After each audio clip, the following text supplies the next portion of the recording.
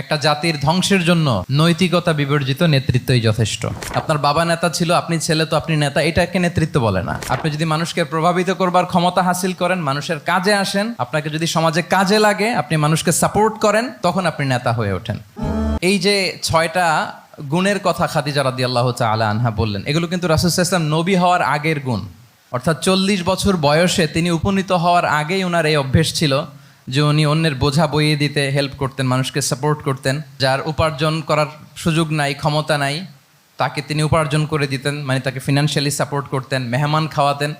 তার মানে নবী হওয়ার আগেই উনি জনকল্যাণমূলক কাজে নিজেকে সম্পৃক্ত রেখেছেন। মানুষকে তিনি সাপোর্ট করতেন, মানুষকে হেল্প করতেন, উনি মানুষের কাজে লাগতেন। আর যে মানুষের কাজে লাগে, মানুষের উপকারে আসে, জনকল্যাণমূলক কাজে নিজেকে সম্পৃক্ত রাখে, বাই ডিফল্ট সে নেতা। বাই ডিফল্ট সে কি নেতা হয়ে যায়। তাহলে to serve before to lead, নেতৃত্ব এটা আসলে পজিশনের সাথে সম্পৃক্ত না, ইটস অল অ্যাবাউট ইনফ্লুয়েন্স। আপনার বাবা নেতা ছিল, আপনি ছেলে, তো আপনি নেতা, এটাকে নেতৃত্ব বলে না।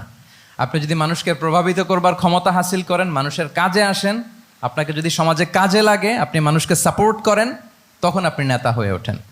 তাহলে রাসূল সাল্লাল্লাহু আলাইহি ওয়াসাল্লাম